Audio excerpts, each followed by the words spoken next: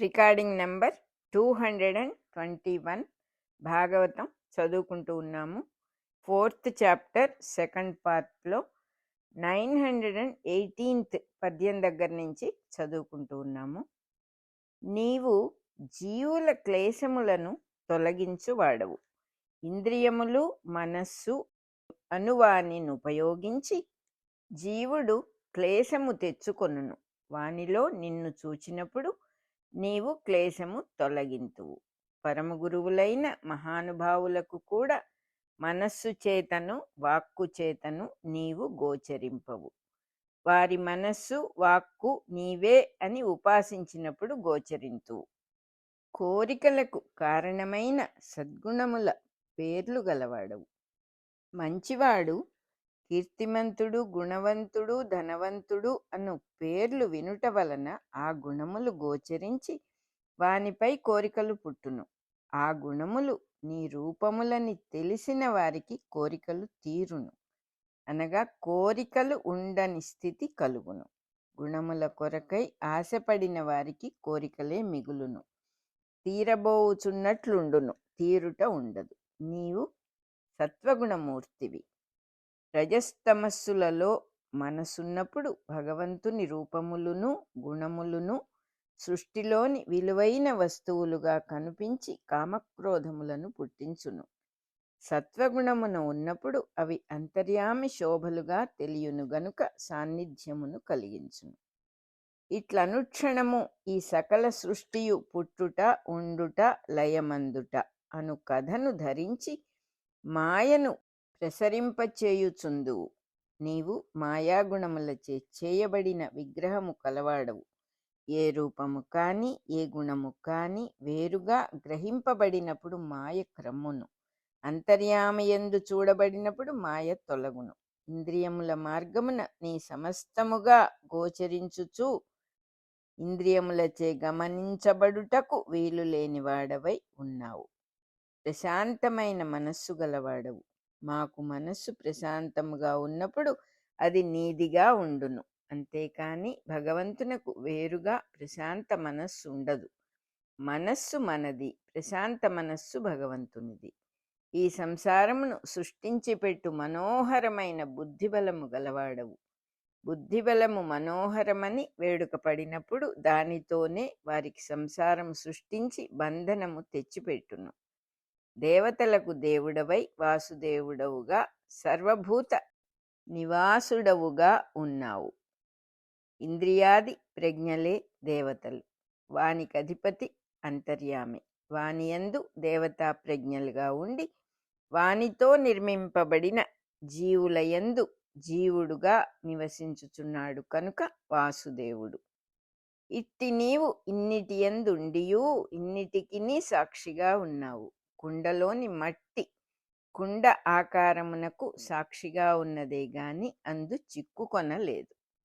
నీ గర్భమునందు జలముల నుండి పద్మము పుట్టుచున్నది.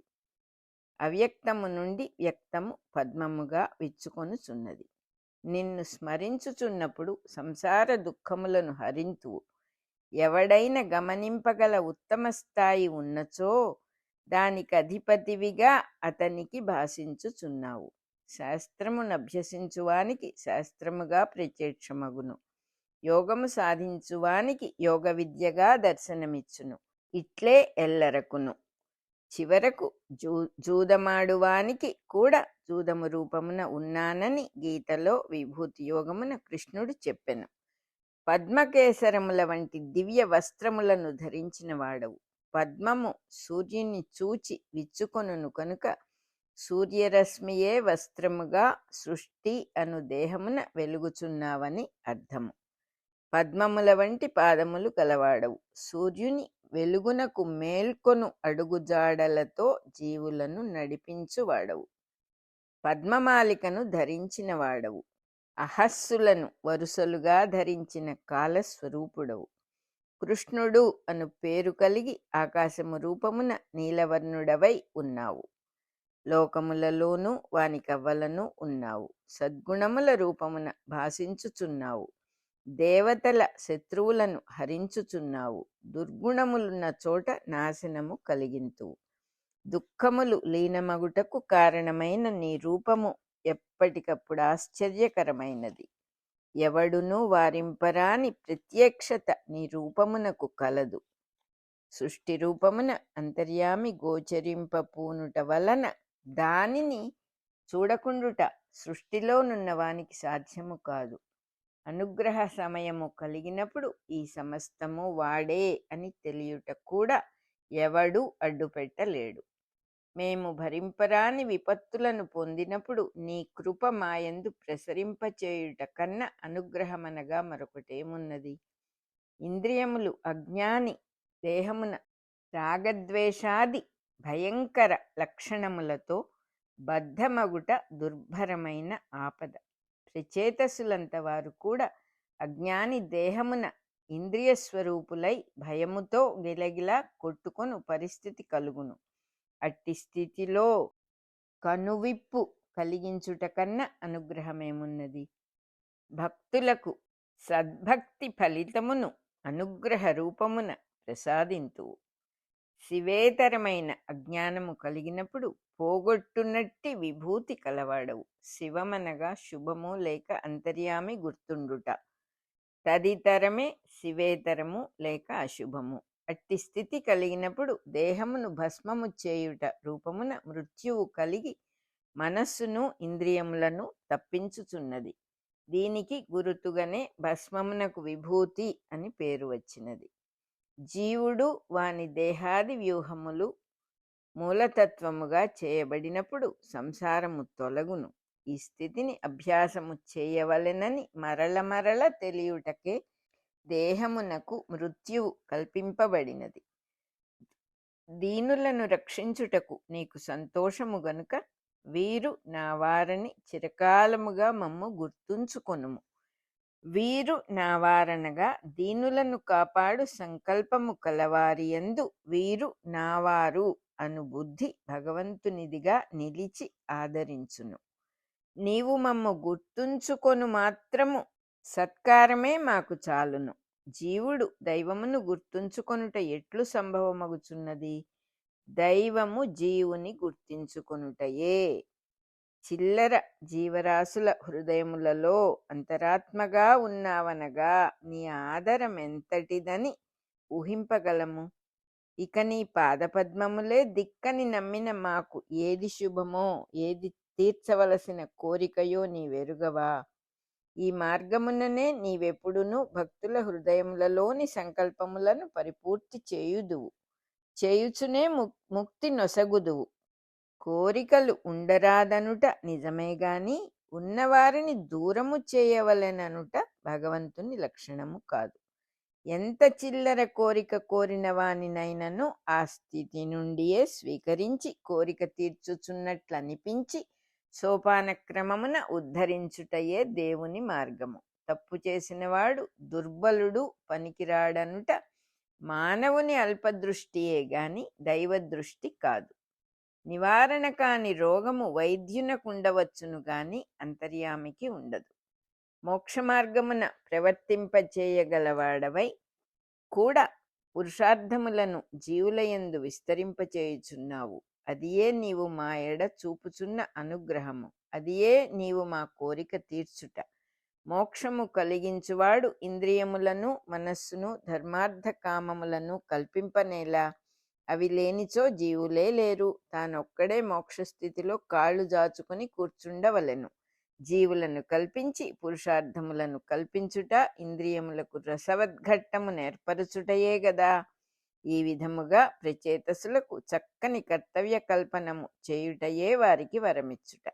అయినను మేము నిన్నొక వరము కోరెదమని అప్పుడప్పుడు అనిపించును. నీ వైభవములు ఎరిగినవారు గదా సరి అయిన వరము కోరవలసినది. ఇక మేమెంత వారము, ఏ వరమని కోరుదుము?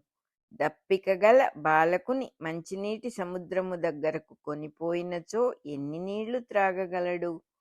కోరికలున్న వానిని కూడా వరుసగా కోరుకున్నమన్నచో ఎన్నిటిని కోరగలడు? అట్లే జీవితమున తన కోరికలు తీరవలెనని తృష్ణ వహించిన వాడు అంతర్యామి రుచి ఎరిగినంతనే ఇక కోరుటకేమున్నది? నీ పాదముల దగ్గర జీవించునట్టి మేము నీ కటాక్షము తప్ప కోరగలిగినదేమున్నది? పారిజాత పుష్ప మకరందము రుచి ఎరిగి తిరుగుచున్న తేనెటీగ మరి ఒక పుష్పము వైపునకు పోవునా? పారిజాతమనగా కల్పవృక్షము, అది కోరిన దానినెల్ల ఇచ్చునని కవి సమయము. దాని దగ్గరకు పోయి ఎవడైనా దానినే కోరును గాని దాని సహాయమున ఇతర విషయములను కోరవలెనని అనిపించదు.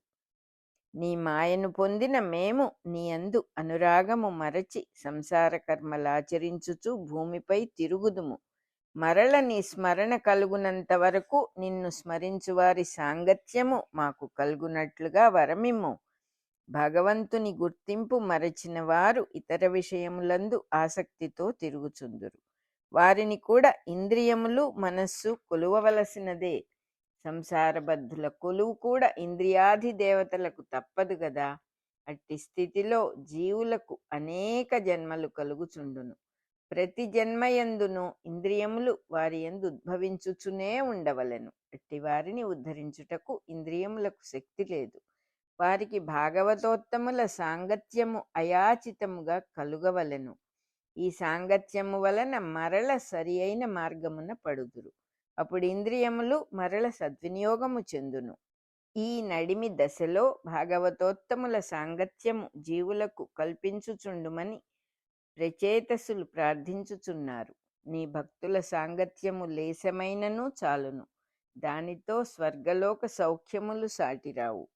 ఇక మనుష్యలోకమందలి కోరికలు ఎట్లు సాటివచ్చును?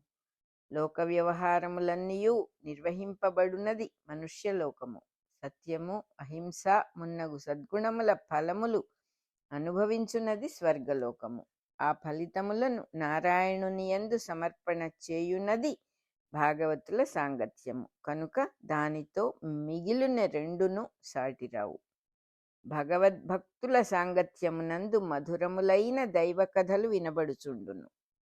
వాని వలన తృష్ణ శమించును. వైరము గాని ఉద్వేగము గాని లేని జీవితము సిద్ధించును. భాగవతుల దగ్గర మధురమైన దైవ కథలు వినిపించుననగా భాగవతుల జీవిత ఘట్టములే మధుర కథలు. ఆ కథలు అనుభవించున్నప్పుడు చెప్పుకొనున్నప్పుడు వైరాదులకు మనస్సున తావులేదు. వారి కథలే దేవుని అవతార కథలు అని తెలియట వలన అభిమానము, మాత్సర్యము మొదలగునవి తొలగిపోవును. మంచివానిని భగవంతుని అవతారమూర్తిగా అంగీకరింపవలెనన్నచో అభిమానాదులు తొలగవలెను గదా. మంచివారు కాక దేవుడు వేరుగా ఉండుననియు వాడు వారికన్నా ఎక్కువ వాడనియు వానినే నమ్ముదురు గాని ఈ మానవులను ఎలా నమ్మవలెను అని భావించుట భక్తి అని పొరపడినను దుర్మధాంధత్వమగుచున్నది కదా. తపోవనములలో వైరాగ్య సంపన్నులైన వారు కనుపింతురు. వారు నిన్ను స్తుతించుచుందురు. కొందరు మహనీయులు పుణ్యతీర్థముల వలె తమ జీవితముతో భూభాగములను పవిత్రము చేయుచుందురు. కొందరు మహానుభావులు భూమిపై పాదయాత్ర చేయుచు తమంత తామే వచ్చి సంసారబద్ధులను అనుగ్రహించి వారి నడుమ మెలగిపోవుచుందురు. అట్టి మహనీయులలో ఎవరి సాంగత్యము లభించినను సంసార బాధలు తొలగిపోవును కదా.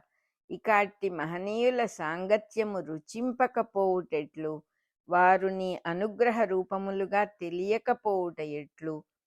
సంసారబద్ధులు భాగవతోత్తములను దర్శించినప్పుడు వారిలో కలుగవలసిన మార్పు కూడా భగవదనుగ్రహమే అని అభిప్రాయము. జీవులు కొంతకాలము సంసారులుగా ఉండక తప్పదు. వారికి పెద్దల సాంగత్యము రూపమున దైవానుగ్రహము లభింపక తప్పదు. వారును తరించుటయు తప్పదు.